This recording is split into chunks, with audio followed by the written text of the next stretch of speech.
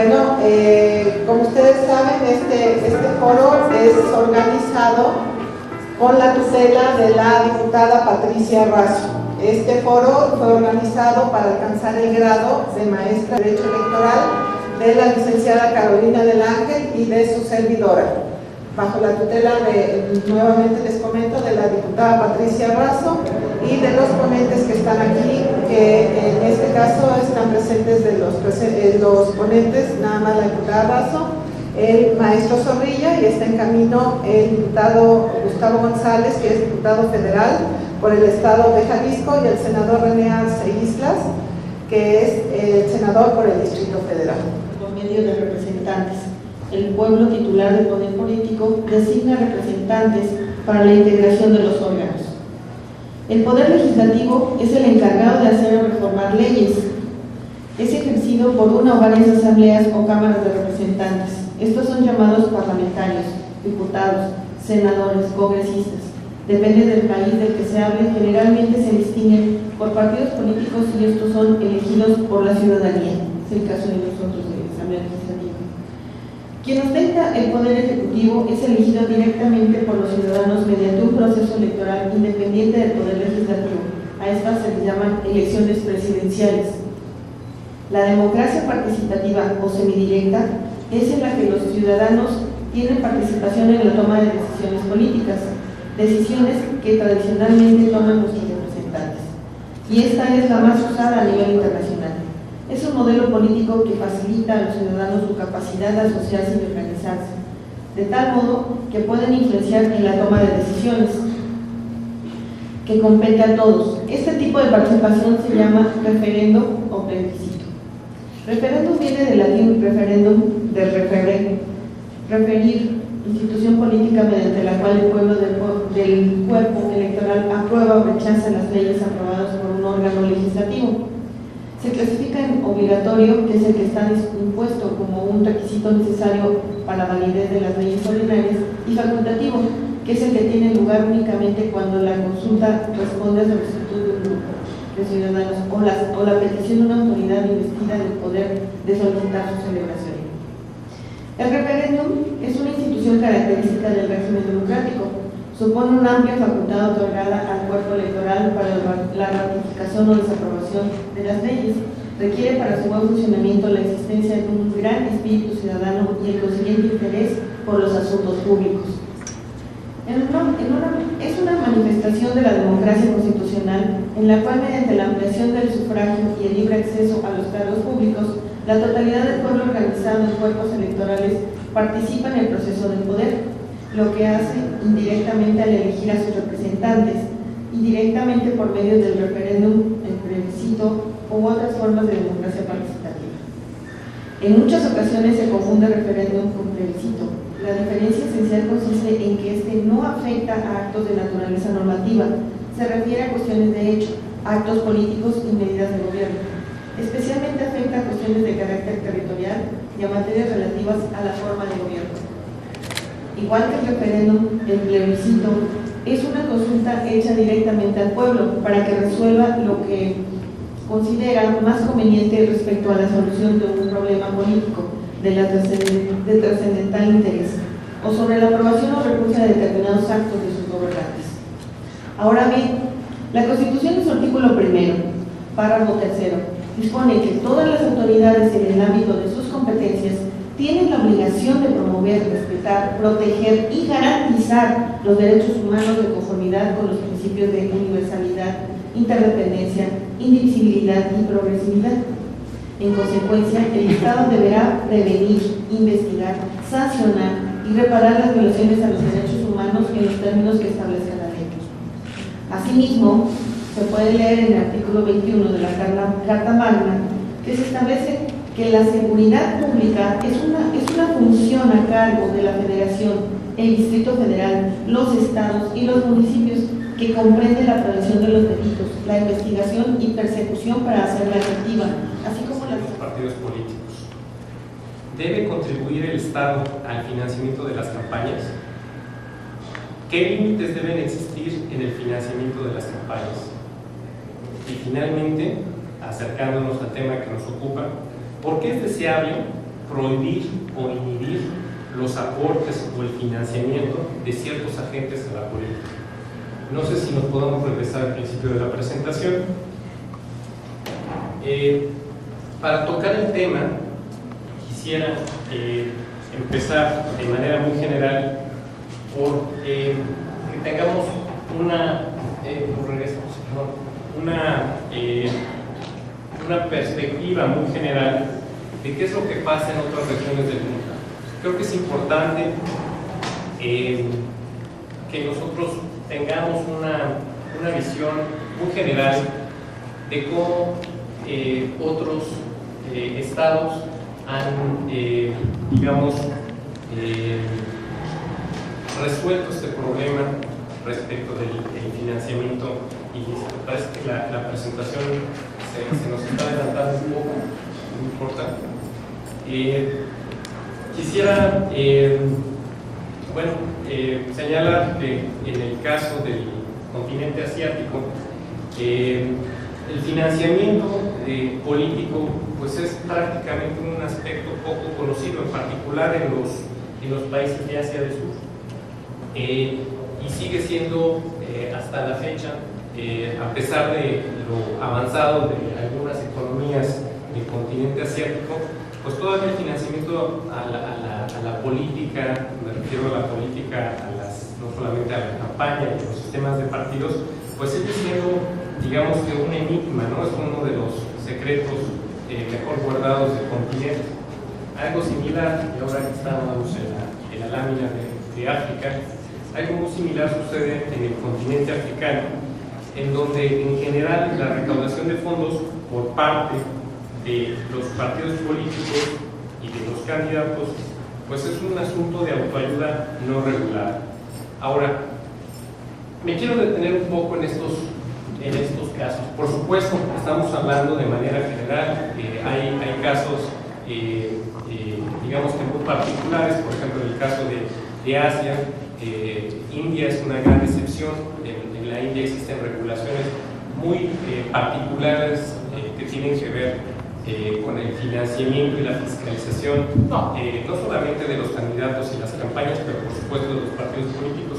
Lo que quisiera resaltar y me quisiera detener un poco en este tema y en este análisis comparativo es que en el caso tanto los países de Asia, la generalidad de los países de Asia y los países africanos, no existe una regulación particular y no hay una fiscalización detallada respecto de la política en general, porque la concepción general que se tienen de los partidos políticos y de la política es que tiene que ver con una asociación de ciudadanos que se reúnen para un fin político en particular. Es decir, no estamos hablando de entidades públicas, estamos, digamos, bajo una perspectiva en donde los partidos políticos, los grupos políticos son una especie de clubes ciudadanos que tienen fines muy específicos y concretamente fines políticos para alcanzar los medios del poder y representar a un grupo de la ciudadanía. Creo que esto es muy importante porque lo que les quiero transmitir en este caso, los casos de África y Asia, es que hay una concepción o una preconcepción de cómo se debe entender a la política, los partidos políticos, los grupos, y eso impacta necesariamente, evidentemente, en la forma en cómo se están financiando y cómo se están fiscalizando. Entonces, si podemos seguir avanzando en la presentación. En el caso de Europa centro-oriental, en particular los países pues, postsoviéticos, los podemos llamar de esta forma, también tienen bajos niveles digamos que de regulación en cuanto a lo que tiene que ver con el financiamiento. Reglamenta las potestades que vienen de la Constitución sobre el tema de la seguridad nacional, sobre la materia. Está bien normada la materia de seguridad nacional, está en esa normativa protegido el tema de los valores democráticos de la sociedad. En ese me voy a centrar, quiero comenzar adelante con un análisis que hace una organización inglesa que se llama Freedom House. Esta organización inglesa desde 1972 elabora lo que le llaman el rating de la libertad, que tiene que ver con el ejercicio de las libertades políticas por un lado, en dos dimensiones, así como de los derechos políticos y las libertades civiles. Y encontramos que esta organización el año pasado, aunque fue editado en el 2009, cerró en el 2010. Voy a hacer un comentario final de lo que acaban de publicar del 2011 y que es al cierre del 2010. En el 2009, al último día del año, cerró, según esta organización, los países en el mundo con 89 países democráticos, 62 parcialmente democráticos y 42 no democráticos. A veces tenemos la idea de que la democracia en el mundo va ganando terreno, pero creo que este gráfico es muy... habla por sí solo, ¿no? Tenemos 42 países que no les interesa el régimen democrático, no tienen un sistema democrático, y de los 89 países que sí son democráticos, que es lo que tenemos que 56 países cumplen con el indicador más alto, que significa en un rango del 1 al 7, 1 es lo mejor, 7 es lo peor.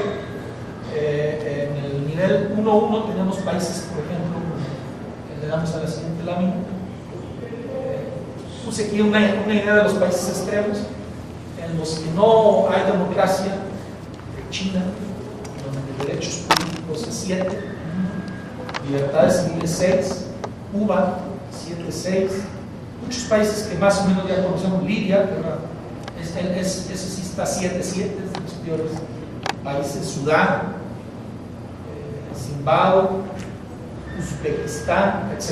¿No? Podemos ahí ver varios países. En el otro lado son los extremos que están en el 1, que tenemos Australia, Austria, quiero señalar Chile, país que vino de una dictadura, quiero señalar la República Checa, quiero señalar los países que tradicionalmente conocemos, pero sí hacer énfasis en otros países como Polonia, Eslovaquia, Eslovenia, que vienen de regímenes autoritarios, de regímenes no democráticos de corte comunista, ¿no? Le damos a la siguiente lámina.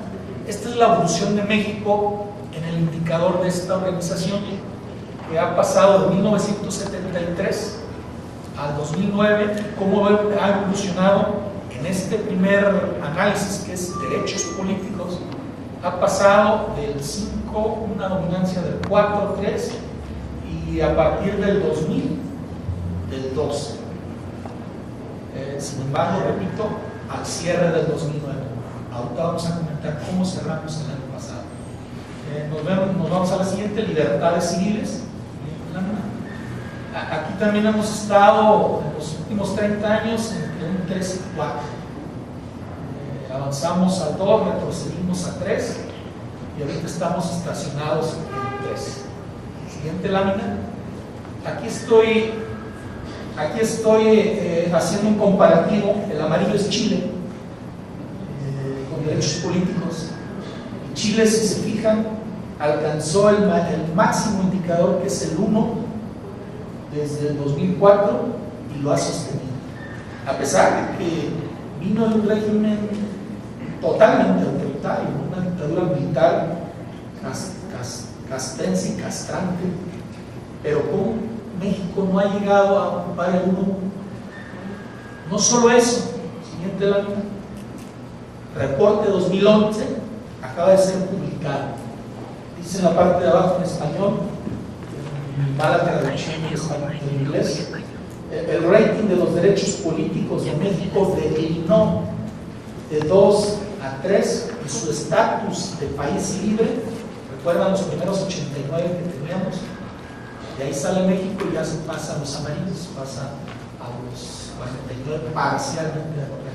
México, por esta organización en el 2011, dejó de ser un país libre, pasó a ser un país parcialmente libre.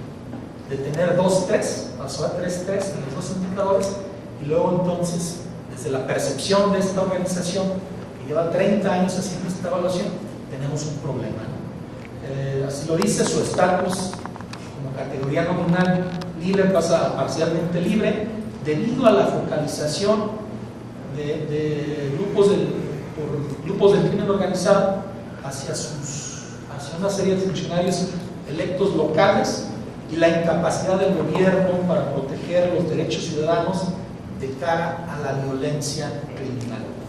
Este reporte a mí me lleva a plantear el primer problema que tenemos en materia de seguridad nacional, siguiente lámina, y que es democracia y seguridad. No podemos hablar de conceptos que se excluyan, no podemos hablar de una comunidad política que se diga democrática si dentro de ella no están contenidos los elementos mínimos de derechos humanos y de protección. De hecho, el Estado es primogéneamente una creación para la seguridad. Ahí encontramos términos del griego que son polis, ciudad, con policía, que es el orden, con política, que es las decisiones de la comunidad, y las tres palabras tienen una misma raíz, y desde su origen siempre fue primogéneamente para proteger a la comunidad de ataques del exterior, así como para brindar un orden interior. Entonces, esta primera reflexión que hago es que la democracia es un sistema de gobierno que va más allá del mecanismo electoral. No podemos quedarnos en el mecanismo electoral porque aparentemente, y hago este énfasis, tenemos un mecanismo electoral que está funcionando en México, por lo menos como mecanismo. Habrá que ver si el voto del ciudadano o de la mayoría de los ciudadanos, si cae dentro de una racionalidad de elección, de decisión o no. Segundo, una comunidad política tiene como fin primogenio la seguridad, pero esta está íntimamente relacionada con la democracia. Es falso el debate de que o tienes seguridad o tienes democracia. Es un debate del libro de Thomas Hobbes, que dice: tienes que ceder todos tus derechos para que te brinden seguridad. Ciertamente el contexto histórico que vivió ese autor fue de un desastre, ¿no? Y una forma de pensar muy similar es la que le dio origen ideológico al régimen nazi, Carlos Schmitt, y decía que si no se está cumpliendo la norma constitucional, que es la que entroniza la voluntad del pueblo, luego entonces tiene que entrar un poder superior al parlamentario y al democrático para poner orden. Pues sí, pero en esa entrada al poder se acabó todo, ¿no? Se acabó también la democracia y nadie pudo decirle al gobernante: oye, creo que estás mal, maten a ese cuate por andar diciendo esas cosas que atentan contra la bondad que nos dice nuestro Führer en ese entonces. Pero bueno, a eso quiero llegar, porque no podemos, y es uno de los primeros retos que tenemos en esta legislatura, como comunidad, yo lo digo que toda la sociedad, tener un concepto de seguridad nacional, un concepto sustentable e integral con los preceptos de una comunidad política democrática. Segundo, comentar algo sobre la democracia, elecciones y opinión pública. Y tercero, seguridad nacional y opinión pública. Siguiente plan. México no ha generado una definición legal de seguridad nacional. Estamos entrampados. Miren, de entrada, el término seguridad nacional es un término que aparece en las leyes en los años 40 con los norteamericanos, con su National Security Act o Ley de Seguridad Nacional. Nosotros teníamos un término que denominábamos seguridad de la nación. Incluso Maximiliano de Habsburgo fue juzgado por delitos en contra de la seguridad de la nación, la independencia y el derecho de gentes.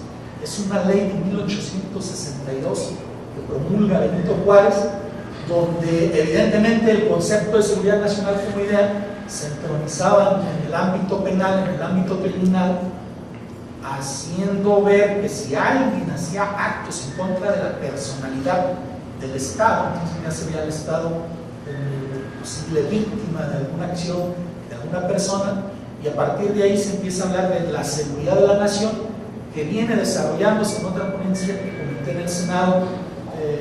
Hice un análisis de cómo ha evolucionado la estructura de la seguridad de la nación desde que se da el régimen de la revolución, cómo crean órganos secretos fuera de la luz y de la opinión pública para ligarse a información para la seguridad de la nación, etc., ¿no? Entonces, el concepto de seguridad nacional debe partir de un enfoque democrático, o sea, reconocer a la nación, porque si se fijan es un término de dos palabras, seguridad nacional. Pero ¿qué es la nación? Aquellos que deben de garantizar nuestra seguridad personal y nuestros bienes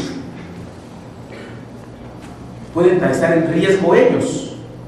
¿Y quiénes son los que pueden estar en riesgo? Pues son las instituciones que la sociedad genera para que nos doten de esos bienes y que entonces pueden estar en riesgo. Y entonces ya el asunto es más complicado, porque primero estamos hablando del individuo y su seguridad, luego estamos hablando de una colectividad compuesta de individuos que pueden estar en riesgo según una seguridad en la sociedad. Y cuando hablamos de la seguridad nacional estamos hablando ya de que lo que está en riesgo son esas instancias que se han generado para que nos brinden esa seguridad. ¿Y qué tipo de seguridades son? Bueno, no tan solo son seguridades, ya hablando de seguridad nacional, en cuestiones de seguridad pública, sino que puede ser otro tipo de seguridades. Seguridades a tener, por ejemplo, la posibilidad de vivir adecuadamente con satisfactores que nos permitan nuestro desarrollo integral. Esto tiene que ver con el asunto de la economía, tiene que ver con el asunto de nuestro bienestar social, tiene que ver con el asunto de enfrentar incluso fenómenos de la naturaleza que podrían afectarnos. Todo esto tiene que ver con el ser humano, fundamentalmente, con aquello que al ser humano le puede garantizar pues, una vida adecuada, una calidad de vida. Por eso cuando se afectan las instituciones de la seguridad nacional, estamos hablando entonces de que el problema es mayúsculo. Y en nuestro país tenemos ese problema, realmente podemos llegar a tener este problema. Bueno, esto es lo que se busca evitar cuando se llega a construir en el país instituciones específicas para la seguridad nacional. Y tiene que ver también con que haya legislaciones que permitan la construcción, el funcionamiento, el desarrollo, la evaluación de estas instituciones para la seguridad nacional. En el país esto es incipiente, como decía Gustavo. Durante mucho tiempo la seguridad nacional se vio de acuerdo al contexto. En la Guerra Fría la seguridad nacional estaba más bien destinada a obtener información, a veces dársela a Estados Unidos para que Estados Unidos determinara qué hacer en materia de seguridad nacional, porque se tenía el conflicto en la Guerra Fría con una potencia que se consideraba adversaria de los Estados Unidos, y México estaba más o menos en la órbita de los Estados Unidos. Después la seguridad nacional se concibió como el espionaje, como la posibilidad de espiar a otros para saber si estaban actuando a favor o en contra de una potencia determinada. Con el paso del tiempo fue cambiando el concepto de la seguridad nacional. El más avanzado ahora es el que plantea que la seguridad nacional tiene que poner en el centro al ser humano, ni siquiera al ciudadano, sino al ser humano, para que su desarrollo sea integral, y que por lo tanto tiene que evaluar que las instituciones que se encarguen de ello funcionen adecuadamente y no que estén en riesgo o no estén sometidas a amenazas que puedan impedir que estas instituciones puedan cumplir con sus objetivos. Y entonces, por eso en nuestro país, recientemente, ya se avanzó hace 6 años en tener una ley sobre seguridad nacional, que ya empieza a plantearse, no de manera completa, pero ya empieza a plantearse este objetivo. Y en documentos posteriores que el gobierno, el Ejecutivo, plantea, como en su programa nacional sobre esta materia, ya le da un avance más. E institucionalmente se han conformado organismos que se encargan de estar discutiendo, analizando y presentando sus programas para que estos puedan ser en un momento evaluados por el legislativo. Por eso existe en nuestro país actualmente una ley de seguridad nacional, un Consejo de Seguridad Nacional que se integra por la mayoría de las dependencias del gobierno federal, de las secretarías, más de 10 secretarías están ahí, y la preside el presidente de la República, porque el asunto de la seguridad nacional es fundamentalmente un problema de Estado. Mientras la seguridad pública está a cargo de autoridades civiles en diferentes niveles, desde el presidente municipal, el gobernador o el presidente, el jefe de gobierno, etcétera, la seguridad nacional es un problema de Estado, porque tiene que ver con todas las instituciones. Y entonces el presidente de la República, como jefe de Estado, tiene que presidir este consejo para analizar con todos los integrantes los problemas que puedan existir en este país y que puedan atentar, como dice la ley, contra la integridad, la permanencia y la estabilidad de las instituciones. En este Consejo Nacional se tiene que nutrir necesariamente por otro instituto que también se ha formado, que es el Instituto de la Inteligencia Nacional, que propiamente es un órgano de carácter civil que debe de estar recolectando permanentemente la información sobre todo lo que pueda poner en riesgo algunas de las instituciones o al Estado en su conjunto.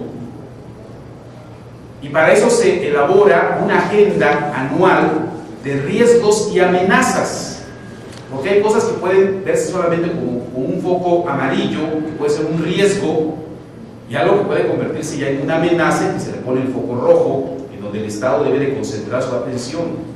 Entonces esta agenda nacional de riesgos se elabora y no se dedica solamente a trabajar asuntos de seguridad pública o de seguridad interior, sino que empieza a ver todo aquello que pueda poner en riesgo a las instituciones, entre ellos a la democracia también de este país. Y en esa agenda nacional de riesgos se conforma a partir de ¿qué? De que hay una institución que es donde se debe de concentrar la inteligencia de este país y la investigación, de gente que debe de recolectar toda la información que viene de organismos civiles, del periodismo, de instituciones, y que además tiene la facultad de poder ir más allá para obtener información incluso de otro orden, que puede ser a través de gente que de manera encubierta se pueda meter a investigar en donde haya que investigar algo que a nivel público no se conoce. Es para eso el asunto de aquellos que se infiltran, por ejemplo, en instituciones, en grupos antisistémicos, que investigan todo aquello que haya que obtener más información de la que públicamente se conoce, para que puedan elaborar los productos inteligentes que tienen que poner a disposición de aquellos que toman las decisiones para evitar que esos riesgos puedan convertirse en amenazas. Y entonces aquí es donde tenemos que empezar a discutir. Las elecciones pueden ser un riesgo, el día de mañana una amenaza. Mediante el ius unienti se busca proteger el adecuado devenir del procedimiento electoral para que el sufragio de los ciudadanos sea observado conforme al derecho en las urnas, sin ninguna presión para los que voten, sin obstáculos ni interferencias que lleven a alterar los resultados. Se trata de tutelar la esencia misma de la propia elección, de la democracia y precisamente del voto de los ciudadanos. Para un mayor entendimiento, analizaremos de manera breve la evolución histórica de la regulación de los delitos electorales, los cuales en nuestro país han estado contenidas en diversos ordenamientos jurídicos, desde la Constitución de Apatzingán hasta su incorporación al Código Penal Federal. Asimismo, los catálogos de tipos penales en materia electoral durante el transcurso de la historia han estado ubicados tanto en leyes u ordenamientos electorales como en los propios ordenamientos penales.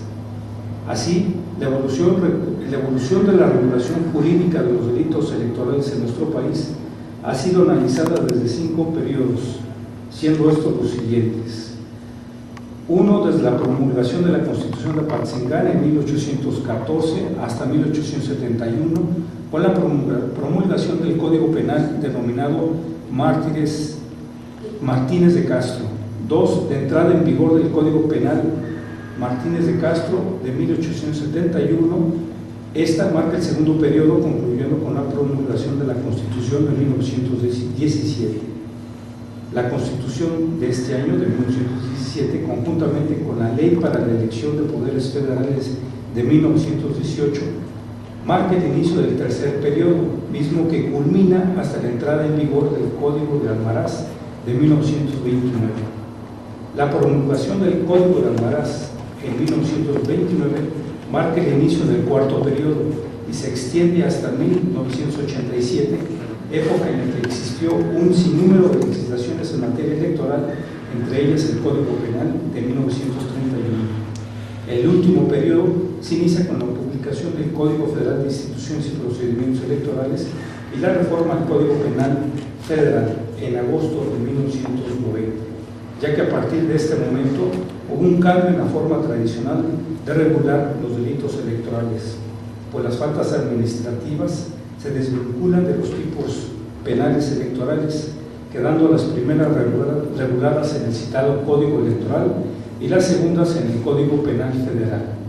Como se pueden observar, las acciones delictivas en materia electoral y las sanciones correspondientes se encontraban contempladas en los ordenamientos electorales sin una mayor sistematización y en ocasiones en ordenamientos penales. En los trabajos de la Comisión Especial Pluripartidista de la Consulta Pública sobre la Reforma Electoral, la concertación entre los partidos políticos nacionales, llevada a cabo en los primeros meses de 1989, surgieron dos corrientes distintas. Una, que las faltas administrativas y de los delitos electorales se mantuvieran en la misma legislación, como había venido ocurriendo en las últimas décadas. Y dos, mantener en la legislación electoral únicamente las faltas administrativas, remitiendo al Código Penal con plena y total autonomía los delitos electorales. La tesis del derecho penal codificado fue la que pareció más prudente a las comisiones de gobernación y puntos constitucionales y de justicia, que finalmente convinieron en que con una mayor y mejor técnica legislativa se trataron los delitos con plena y total autonomía, remitiéndolos al Código Penal. En la sesión de la Cámara de Diputados de julio de 1990 se sometió a la discusión la adición a un artículo de un título 24, capítulo único, al denominado en esa época Código Penal para el Distrito Federal en materia de foro común y para toda la República en materia de foro federal, motivo por lo que el 15 de agosto del 90 fue publicado en el Diario Oficial de la Federación el decreto mediante el cual se adicionó precisamente este título 24, capítulo único del Código Mención, denominado de los delitos electorales y en materia de registro nacional de ciudadanos. El citado título del Código Penal Federal ha sido reformado en dos momentos.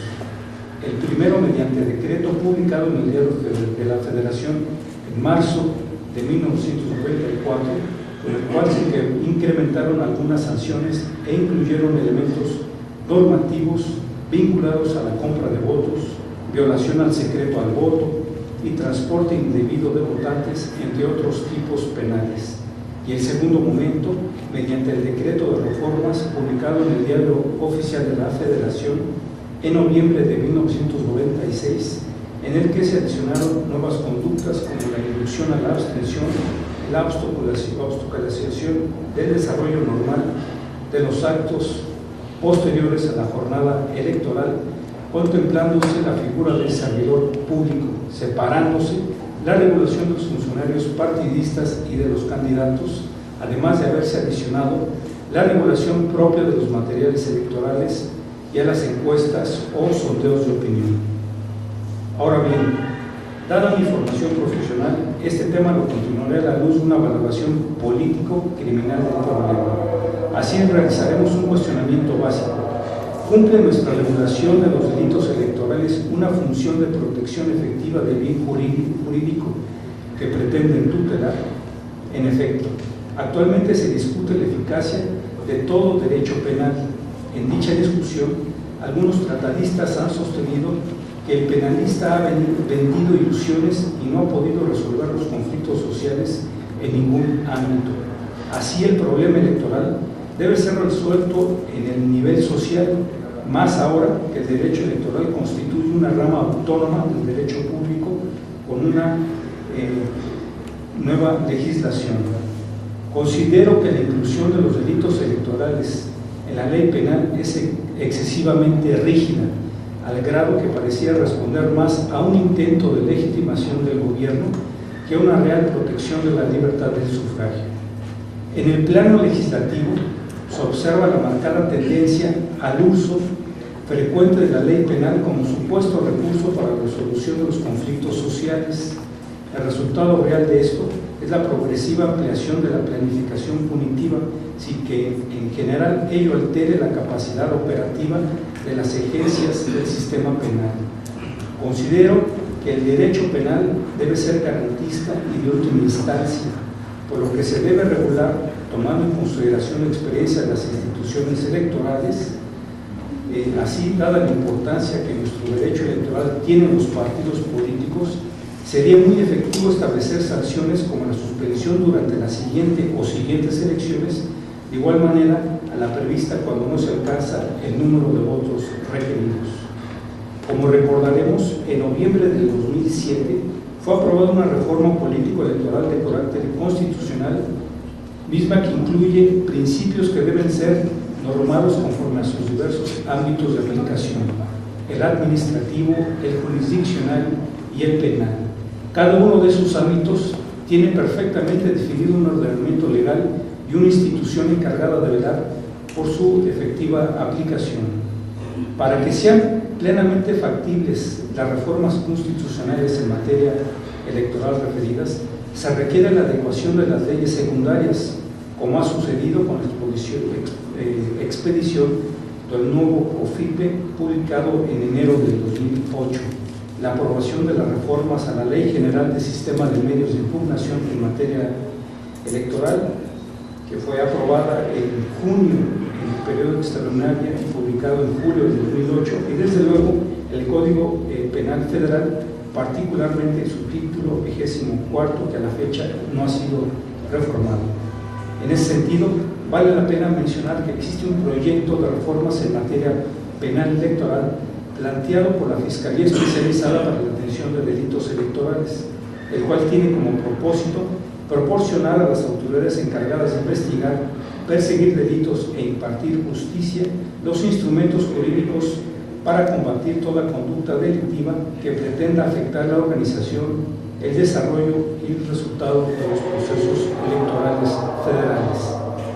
La reforma penal que comentamos sin duda contribuiría a hacer más eficaz la función sustantiva del Ministerio Público. El proyecto de reformas en materia penal electoral fue elaborado por la FEPADE considerando los siguientes criterios: 1. Precisión e incorporación de elementos normativos que la práctica indica como necesarios. 2.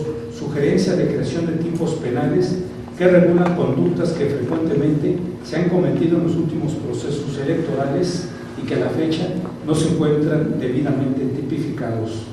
3. De los partidos políticos que han incurrido en darle alguna candidatura a alguna persona que es miembro de la delincuencia organizada. Y es una sanción ejemplar, es un castigo ejemplar. ¿En qué consiste la silla vacía? En que simple y sencillamente el escaño o la curul del diputado queda vacía. Como una forma pública de decir, esta curul es del partido X, pero como su candidato era un delincuente, queda vacía. No se suple, no se sustituye, no va a suplir, queda vacía. Esa, como muchas otras figuras en el catálogo de esta forma o de este mecanismo o de esta necesidad de trabajar en la solución del involucramiento de la delincuencia organizada en política, pues tienen que ver con el grado de compromiso de la sociedad. ¿Qué pasa en México? Bueno, en México también hemos tenido ya algunas experiencias que tienen que ver con este involucramiento y con la necesidad de asegurar, por un lado, esquemas de fortalecimiento institucional, de seguridad pública, de justicia y, desde luego, de saneamiento de la vida pública. Destaca sobre todo lo que se ha realizado en este gobierno federal.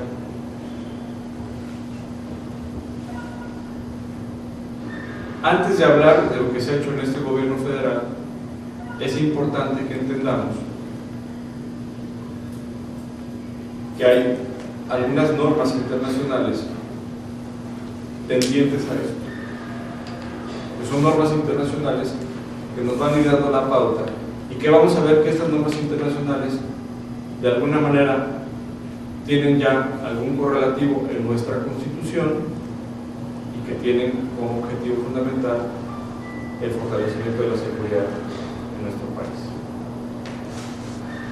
Me voy a referir sobre todo, porque hay varias, pero solamente voy a referir a cinco instrumentos internacionales que, como ustedes saben, son parte de nuestro ordenamiento jurídico por mandato constitucional. Y lo hago porque son previas a la reforma constitucional del 2008, que va a ser el eje de nuestra conversación. Me refiero a la Convención de las Naciones Unidas para el Combate de la Delincuencia Organizada Transnacional, mejor conocida como Convención de Palermo. En realidad, solo es se llama Convención de Palermo porque ahí se firmó, pero se negoció en muchos países, fue un proceso muy largo, más de 10 años de discusión de Palermo. Para poder hablar de la Constitución, la seguridad y las elecciones, tenemos que hablar de delincuencia organizada. Esta es una categoría que seguramente quienes de ustedes tienen nociones más o menos amplias de derecho saben que es una categoría muy importante. ¿Por qué es importante la categorización de la delincuencia organizada en categoría jurídica?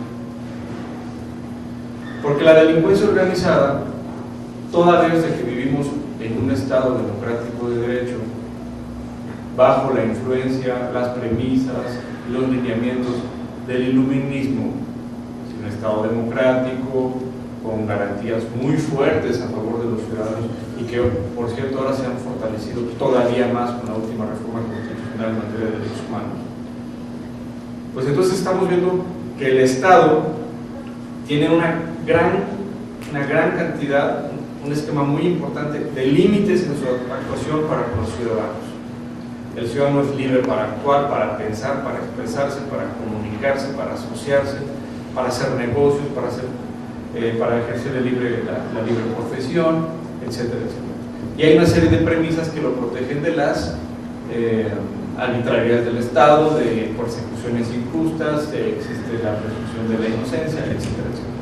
Entonces, ¿para qué sirve la categoría jurídica de delincuencia organizada? La categoría jurídica de delincuencia organizada, hagan de cuenta que es un antibiótico superpotente, como esos antibióticos que con los que vamos a la farmacia, tenemos la garganta perfectamente infectada y estos antibióticos de tercera generación con una inyección parece que es mágico, pura uno, solo se les dan a los cantantes cuando tienen alguna infección en la garganta. Así es la categoría jurídica de delincuencia organizada, es decir, en un entorno de garantías individuales, de prerrogativas ciudadanas, las categorías de delincuencia organizada lo que hacen es generar anticuerpos muy poderosos y muy potentes para matar, aniquilar y controlar los exabruptos de la delincuencia organizada.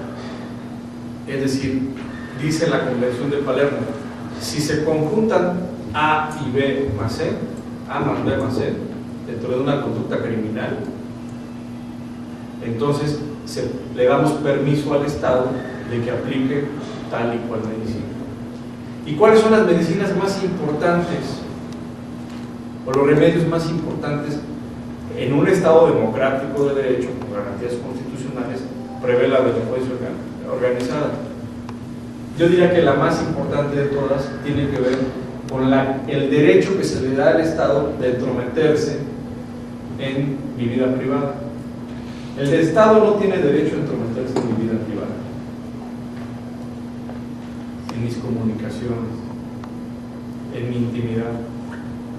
Pero si yo incurro en delincuencia organizada, entonces se le da permiso al Estado para meterse con mis comunicaciones, con mis correos electrónicos, con mis SMS, incluso con lo que yo diga en la intimidad de mi hogar y con lo que yo tengo en mi casa. Claro que siempre se la hace con... Por eso no sabes qué potente es esta medicina. Es un antibiótico muy agresivo y mal usado puede ser fatal. Entonces estaríamos generando actos de verdadera arbitrariedad. Otra de las medicinas que promueve esta Convención de Palermo es de que si una persona hace una riqueza de manera ilícita, esa riqueza se le puede quitar. También en ciertos mecanismos mucho más acelerados, mucho más agresivos, mucho más eficaces que los mecanismos tradicionales y convencionales, digamos, de la delincuencia que no es organizada. Hay otra también. Pero un raterillo de poca monta que tiene en su casa 10,000, 15,000 pesos por sus raterías solitarias, tiene un nivel de protección más elevado que los delincuentes que ya se organizan. Y hace lógica, ¿no? Hace lógica. Bueno, esas, digamos que las características así peculiares más importantes de instrumentos. La Convención de Palermo tiene tres gemelas, o tres gemelas mellizas, que nacieron en la misma época, que son tres tipos de conductas criminales que son tan importantes como la delincuencia organizada y que requerían también medicinas especiales. Una es el protocolo de Palermo para combatir la trata de personas, un delito que últimamente se ha puesto muy de moda en nuestro país, ¿no? Para combatir la trata de personas. Otro para combatir el tráfico ilícito de migrantes, que también desafortunadamente en nuestro país, como Rosario de Mal, también tiene acá. Y también hay otra convención melliza, que es la del tráfico ilícito de armas. Entonces, estas cuatro convenciones, de principio de mediados de la década de los 2000, de la década de los años 2000, del 2003, y luego en 2005 una muy importante que tiene relación con lo que platicábamos en el principio, que es la Convención de Mérida para el combate a la corrupción, que es igual medidas muy agresivas para controlar la corrupción de los servidores públicos, incluida la confiscación de sus bienes por su calidad de servicio. Bueno, ese como antecedente del 2000 al 2005. Después viene la reforma constitucional promovida ya por la gestión del presidente Calderón y por diputados de la 60 legislatura, en donde se reforma completamente nuestro esquema de seguridad y justicia, que es la reforma de junio del 2008. Una reforma, digamos, referente. Si usted me pregunta. Y el maestro José Luis Vargas Valdés, quien es el titular de la FEPAD, pues ya ha estado presentando una serie de argumentos para asegurar este blindaje electoral y evitar pues que el crimen organizado represente una amenaza seria para los próximos procesos electorales. Entonces dice que para seguir dotando de certeza y legalidad a los procesos electorales, la FEPADE ha planteado un nuevo blindaje electoral, que se propone y que requiere un esfuerzo transversal compartido.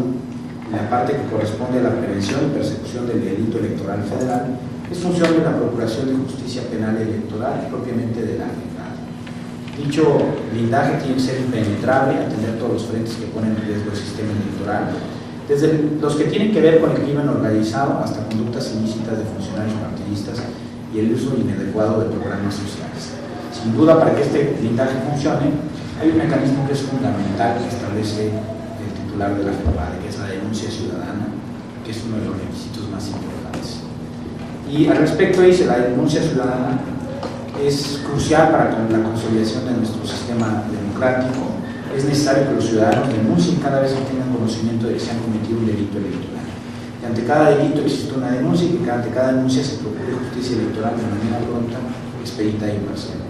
De igual forma exige a las autoridades ministeriales y jurisdiccionales un compromiso para fortalecer los mecanismos de vinculación con la sociedad, dado que en repetidas ocasiones los ciudadanos que interponen denuncias en calidad de terceros ante las autoridades correspondientes no son informados sobre la evaluación y los resultados de la misma.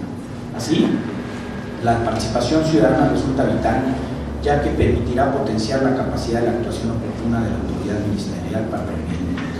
De ahí que promover el valor cívico de la denuncia y revitalizar el componente ciudadano como ingrediente sustancial del blindaje electoral resulte trascendental.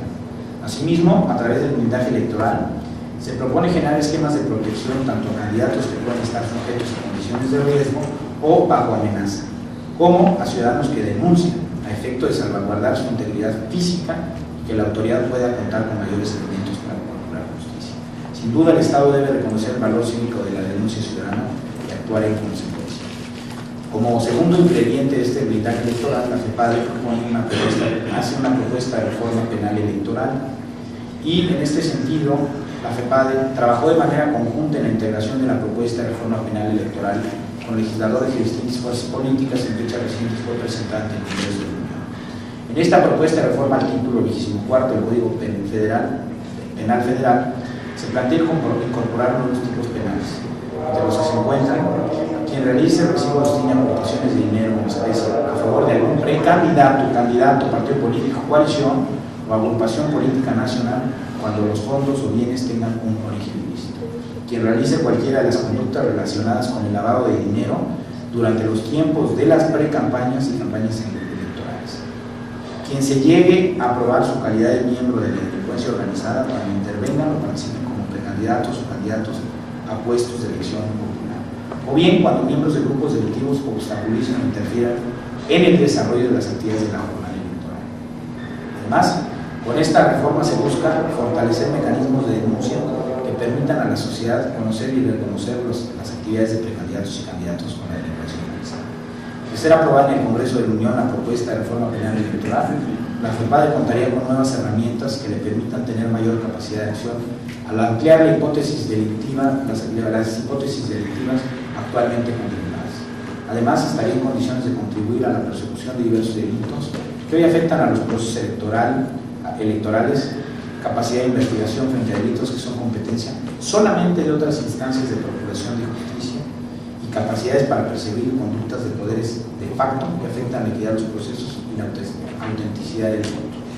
¿Qué condiciones se requieren para lograr un blindaje electoral efectivo? Es necesario un trabajo conjunto con una verdadera visión de Estado, no solamente de grupo, de partido, entre los actores centrales del blindaje, a fin de prevenir el delito, garantizar una coordinación interinstitucional entre los diferentes niveles de gobierno y las diversas dependencias de la administración pública, federal, estatal y local.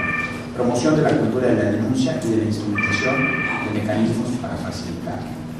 La creación de las condiciones para la consecución de un blindaje efectivo ha probado ser un objetivo realizable.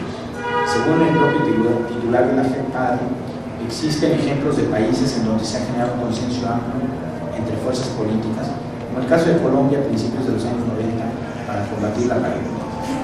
De manera similar, resalta el pacto antiterrorista alcanzado en España contra el grupo terrorista ETA, plasmado en el Acuerdo por las Libertades y contra el Terrorismo del 8 de diciembre del año 2000, que señala en su cláusula primera que el terrorismo es un problema Estado y se combate como una tarea que corresponde a todos los partidos políticos democráticos, sin importar si son gobierno o oposición.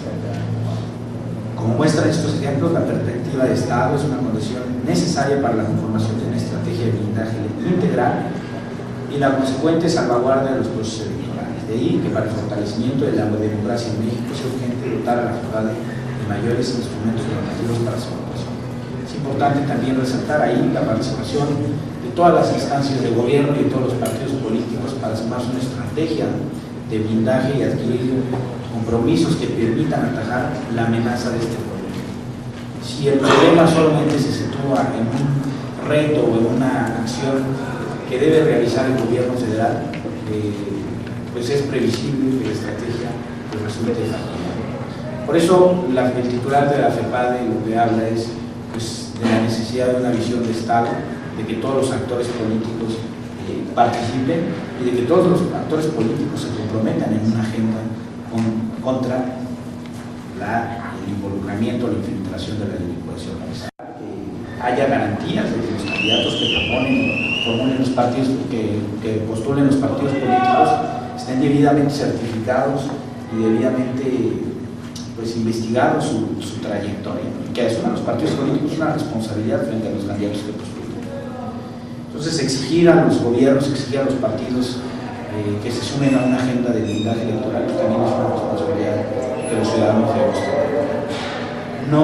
No se vale solamente decir o criticar las acciones del gobierno federal en el combate al crimen organizado. Yo creo que hay que poner a todas las instituciones públicas a actuar en contra del crimen organizado. Yo entiendo que de repente en algunos ánimos políticos es bueno descalificar las políticas públicas y ser críticos de algunas políticas públicas o algunas estrategias del gobierno federal. Pero yo creo que la amenaza que hoy existe para nuestro país pues persigue a políticos de distintas banderas y en distintos catálogos. Por eso mismo yo creo que más allá de solamente abanderar causas en contra de la lucha al crimen organizado, yo creo que hay que exigirle también a los gobiernos estatales que abanderen las causas desde el ámbito y con los recursos que cuenten y con las capacidades que tengan.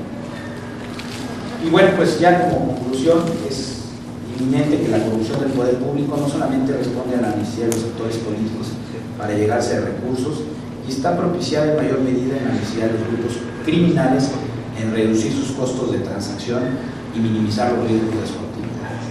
El desmantelamiento de los grandes cárteles de la droga ha generado nuevas condiciones de amenaza a la seguridad pública, ya que se han multiplicado los pequeños grupos organizados y han diversificado las actividades delictivas. Con ello ya no solo son los narcotraficantes los grandes corruptores del poder público, sino son las mafias menores que en los estados buscan proteger sus actividades delictivas diversificadas, los que ahora constituyen la amenaza seria al poder público desde el ámbito local. Esto, bueno, no lo digo yo, ¿no? Es ya un estudio que ha realizado el maestro Eduardo Guerrero, especialista en seguridad nacional. Para contrarrestar las nuevas amenazas que han modificado los escenarios de combate al crimen organizado, se requiere implementar una estrategia de blindaje electoral que implique fortalecer las instancias de seguridad pública en impartición de justicia estatales y locales, mayores facultades a la FEPADE, mayor responsabilidad a los partidos políticos sobre los candidatos que postulen y mayor fiscalización sobre el origen de los recursos utilizados. Aquí un tema muy importante: fortalecer la responsabilidad de los partidos políticos propiciará que adquieran un papel protagónico en la certificación y blindaje de quienes buscan ser sus representantes populares.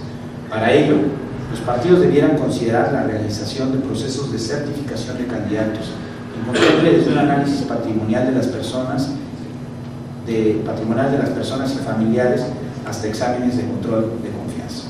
Yo creo que como ciudadanos tenemos que ser mucho más exigentes en que los partidos asuman una responsabilidad de quienes postulan. Y si en la medida de lo posible los partidos pueden dar garantías a través de certificaciones, exámenes de control de confianza, etc., pues yo creo que la ciudadanía puede contar con mayores elementos para la toma de sus decisiones y así asegurar que la gente que está postulando, por lo menos, tenemos perfectamente identificado su trayecto.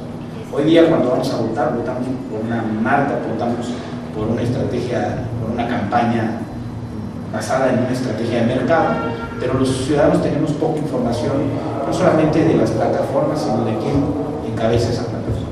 Si bien lo único que podemos decir del candidato es lo que su imagen nos refleja en una fotografía, o en un video, o en un comercial, y poco podemos decir de los antecedentes de las personas. Entonces, ahí, por ejemplo, el compromiso de los partidos políticos en la certificación de los candidatos, desde luego sin afectar las garantías constitucionales, podría ser un paso importante para que pues, los ciudadanos tengamos una garantía o un mecanismo de proteger pues, a las instituciones públicas del crimen organizado. La impunidad sobre los delitos electorales en los procesos constitucionales intermedios complica la tarea fundamental de la certeza y legalidad de la democracia. Yo creo que estamos en un momento crucial para el diseño del camino electoral, para saber hacia dónde el escenario en el que vamos a caminar, los riesgos en los que se enfrenta este escenario, y que hay muchas tareas pendientes desde el ámbito de la procuración de justicia, la seguridad pública local y estatal, que hay que fortalecer pues, a fin de atajar estos riesgos de participación de la delincuencia en el crimen, en las instituciones públicas.